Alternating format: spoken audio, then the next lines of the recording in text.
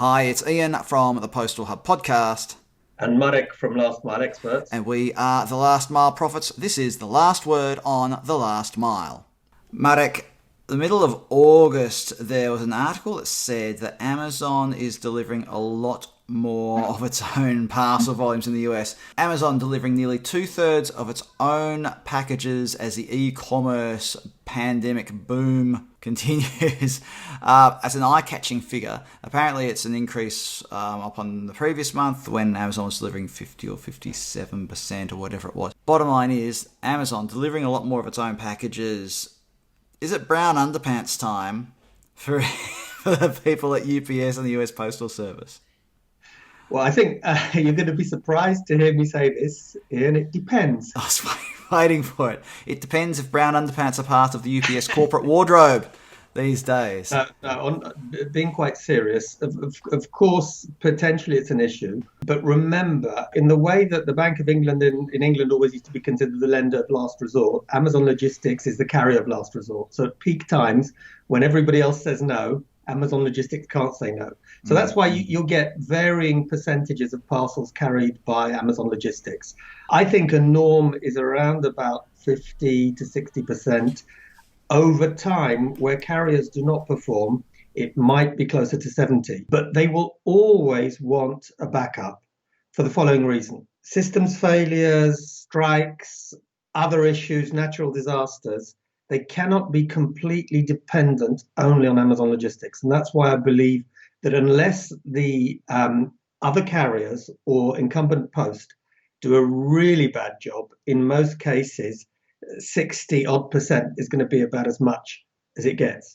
Does that make sense? Yeah, it makes sense. I just want to throw another thing into the mix here. So it was recently reported that Amazon is forcing its sellers who want to stay rated as a prime seller to basically use Amazon for its their logistics requirements. And this is partially around 7-day delivery. This is just in the USA, obviously. But that could make a lot of sense. It's not, I think, just about that. If you control the stock and the stock is in an Amazon warehouse, particularly in that scenario, and you have your own carrier, you will have big advantages.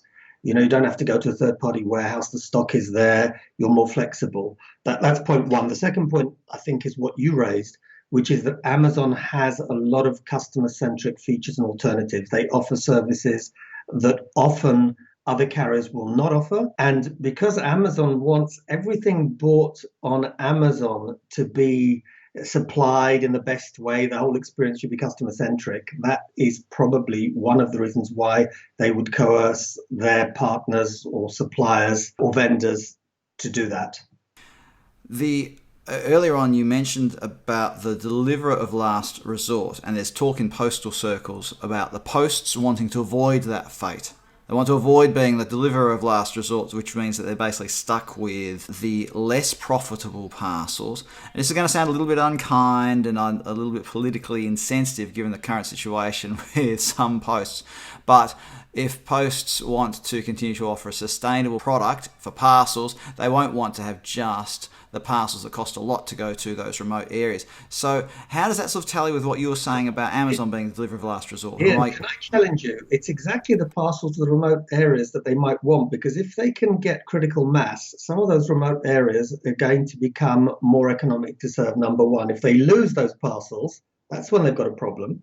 But the other thing is, this is the big issue. A lot of incumbent postal carriers have not innovated enough.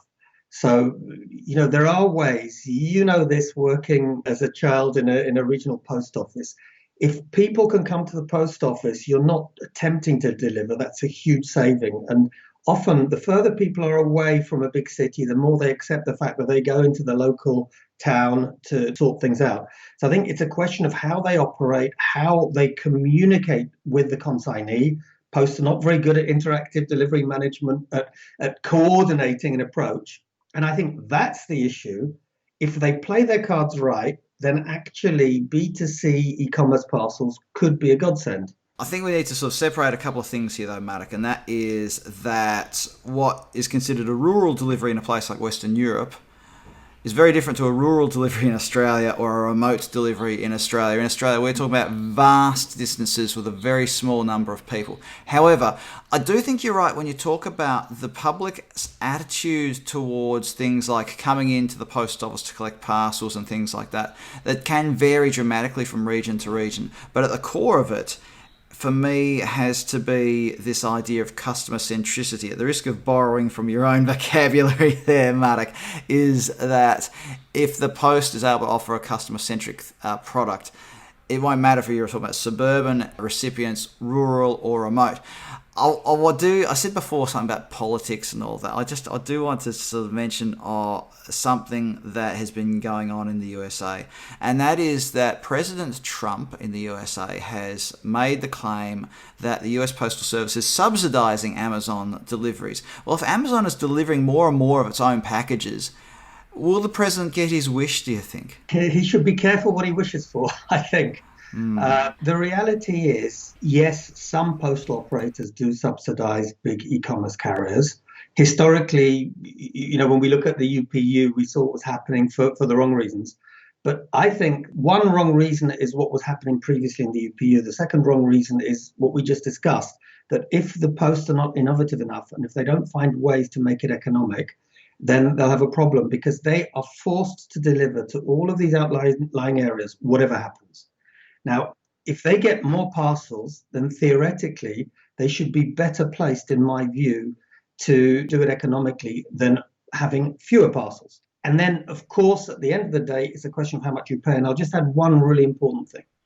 People maybe don't know this, or maybe it's not talked about enough. Carriers like Amazon, e-commerce players like Amazon will pay for customer-centric features and capability. If posts become more customer-centric, the price that Amazon pays will be higher.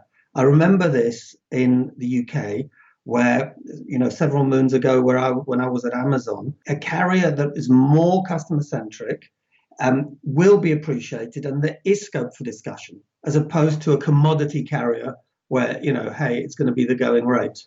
And that sort of leads into my final question was really going to be what drives Amazon to want to do this anyway? Or why would Amazon want to deliver its own parcels? You mentioned before about having control over the whole process and levels of quality and all of that. But I know the US is a different cat. Okay.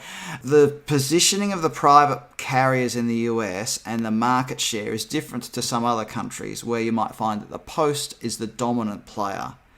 Yeah, so, I agree. Yeah, in that respect, the US is special. Yeah, and so when I look at the push for Amazon logistics in other countries, it's for different reasons. In the UK, you've mentioned that it was in part because the locals weren't able to offer what Amazon wanted. In Australia, Amazon's doing it for reasons that maybe we could speculate about in another episode of this, considering the breadth and the competition that already exists in the last mile in Australia. So, at what point though? I'm rambling, Marek. I can tell from the expression on your face that I'm rambling. Here's a question then.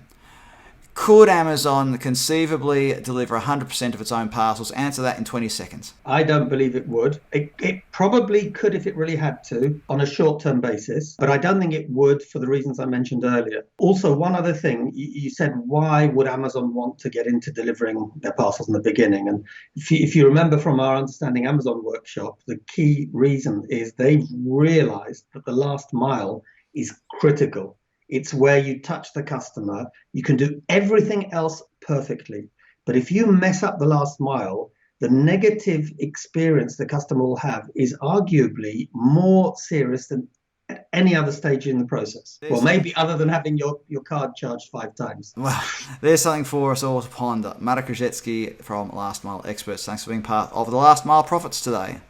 Thanks, Ian. Thanks, everyone.